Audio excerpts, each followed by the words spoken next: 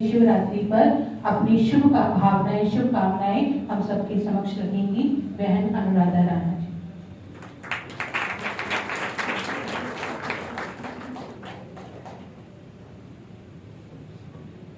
ओम शांति। थोड़ा जोर से बोलिए प्लीज। ओम शांति। और जोर से। ओम शांति। शाबाश। मुझे नहीं पता कि मुझे ये कॉन्वर्सेशन या ये पब्लिक स्पीकिंग आज जो मैं कर रही हूँ कैसे करनी चाहिए, क्योंकि ये पहली बार है कि मैं इतने सारे लोगों के सामने खड़ी होकर स्टेज पे लेक्चर दे रही हूँ या अपनी कॉन्वर्सेशन कर रही हूँ। उसके लिए सबसे पहले थैंक यू दीदी, आपने मुझे ये मौका दिया कि मुझे ये अवसर मिला कि मैं इतने लोगों के बीच में आके खड़ी होके कॉन्फिडेंटली बात कर सकूं। तो उसके लिए please thank you so much and please जोरदार तालियां हो ऐसे। अब आते हैं मुझ पे। जैसे दीदी ने अभी मेरा इंट्रोडक्शन दिया कि मैं एक मीडिया बैकग्राउंड से हूँ, तो हाँ जी, मेरा एक्सपीरियंस मीडिया बैकग्राउंड से है। मैंने आज तक इंडिया टुडे में काम किया है, उसके अलावा बहुत सारे बड़े बड़े ब्रांड्स के साथ काम किया है एंड अभी फिलहाल मैं एक फिल्म प्रोडक्शन कंपनी जो करनाल में बेस्ड आउट है, यूनिसिस सागा म्यूजिक, उसके साथ एसोसिएटेड हूँ और मैं वहाँ पे मार्केटिंग टीम को हेड करती हूँ। अब मार्केटिंग टीम सोचते ही ना सबके दिमाग में सबसे पहले ये बात आती है कि पक्का कंधे में बैग लेके मार्केटों में घूमने वाले लोग होते हैं, जबकि ऐसा कुछ नहीं है। मार्केटिंग का रोल बेसिकली एक कमरे में बैठ के किसी भी प्रोडक्ट या किसी भी सर्विस का प्रमोशन करना, स्ट्रैटेजी बनाना होता है। तो मैं एक टीम को हैंडल करती हूँ जो ये पूरा प्रोसेस देखता है एंड उसको हम आगे कैसे प्रमोट कर सकते हैं या किस मार्केट में प्रमोट कर सकते हैं। तो वो सारी चीजें मेरे वर्क के अंदर आती है, मेरे प्रोफाइल के अंदर आती है। तो आई थिंक ये एक थोड़ी क्लैरिफिकेशन है जो मैं शायद सबको देना चाहती हूँ, बिकॉज जनरली लोगों को ये थोड़ा सा डाउट हो जाता है। अब आते हैं मेरे बारे में। सो दिस एंटायर प्लीज, अगर मैं आई नो कि अभी तक पहले जितने भी लोग आए उनको बहुत एक्सपीरियंस है स्टेज पे बात करने का, मुझे नहीं है। तो अगर कुछ गलती हो जाए तो प्लीज हंस दीजिएगा, अदरवाइज कोई बात नहीं, ताली मार दीजिएगा, प्लीज इग्नोर कर दीजिएगा। अच्छा, अब आते हैं इस पूरी जर्नी के बारे में कि मैं वहां से यहाँ कैसे आई। बहुत टाइम से, बचपन से ही हमारे घर में ये माहौल रहता था कि हमें यज्ञ करना है, मेडिटेशन करनी है, क्योंकि डैडी आर्मी से हैं तो इतना टच शुरू में नहीं था। लेकिन जब मैं करनाल आई और करनाल आने के बाद I was in 10th standard, जब मैं हम लोग यहाँ पर शिफ्ट हुए थे, तो दादाजी मेरे बचपन से ही हमें ये सारी चीजें और ये ज्ञान की बातें बचपन से देते थे कि कितने वेद होते हैं बेटा, कितने उपनिषद होते हैं। इन सब चीजों के बारे में हमें पहले कुछ नहीं पता होता था। तो ये जो जर्नी है मेडिटेशन की, चाहे वो मैनिफेस्टेशन की हो, ये बचपन से ही इनबिल्ट है। और ये मुझ में ही नहीं, मेरे 2 बड़े भाई हैं उनमें भी है, हमारी पूरी फैमिली में है। मैंने अपनी मम्मी को बचपन से पूजा पाठ करते देखा, मैंने अपने डैड को हमेशा यज्ञ करते देखा। हर संडे हमारे घर में यज्ञ होता था दीदी, एवरी संडे, और ये कंपल्सरी होता था। पूरी फैमिली इकट्ठी बैठ के हमारी यज्ञ करती थी। तो ये जो चीजें हैं, ये जो नॉलेज है अबाउट दिस ज्ञान कि ये परमपिता परमेश्वर, शिव बाबा, ये सब ज्ञान हमें बचपन से ही सिखाया जाता था। बट कहते हैं ना कि जब आप बाहर निकलते हो तो थोड़ी सी हवा भी लगती है और धीरे धीरे करके आप कॉर्पोरेट वर्ल्ड में आते हो। तो मैं जब करनाल छोड़ के दिल्ली पहुंची तो वहां पे जाने के बाद मेरा बिल्कुल हुलिया बदल गया। मैं टिपिकल कॉर्पोरेट में काम करने वाली, सिंपल ना पूजा पाठ करने वाली लड़की बन गई।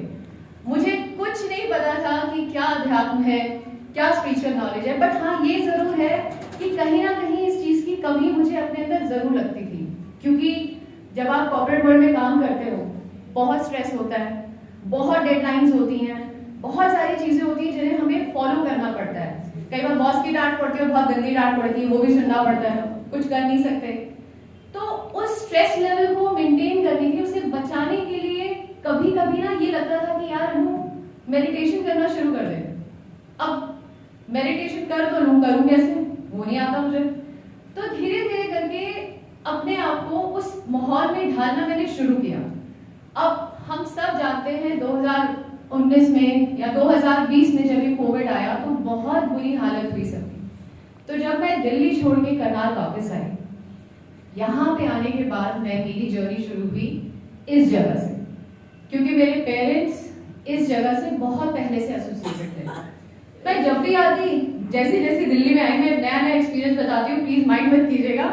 मैं जब भी आती सुबह मुरली चल रही होती थी, मैं शाम को जाऊँ तो मुरली चल रही होती थी। तो हमारे घर में टीवी पे सिवाय न्यूज और सिवाय मुरली के कुछ नहीं चलता था। और मैं हमेशा सोचती थी कि ये मुरली का मतलब होता क्या है। पहले मुझे लगा कि शायद मुरली इंस्ट्रूमेंट है, फ्लूट है जो बजाते हैं, तो शायद शिव बाबा ऐसा कुछ करते होंगे, पर नहीं। मैंने एक दिन पापा से पूछा कि पापा इसका मतलब क्या है, तो पापा ने मुझे बताया कि बेटा मुरली का मतलब होता है माँ।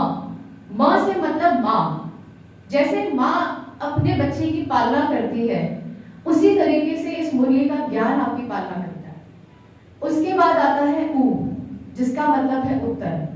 अगर लाइफ में किसी चीज का जवाब नहीं मिल रहा, तो ये ऐसी चीज है जहां पे आपको हर चीज का जवाब मिलेगा। ये सबसे बड़ी बात है। थैंक यू, प्लीज ताली बजा दीजिए। उसके बाद आता है र। Exactly, thank you. र का मतलब हुआ रहस्य। रहस्य कोई भी सीक्रेट, किसी भी चीज का, चाहे वो कोई फियर हो, चाहे वो कोई हैप्पीनेस हो, चाहे कोई भी इमोशन हो, या किसी भी बात का सीक्रेट, वो हर चीज आपको इसमें मिलती है। फिर आता है ल।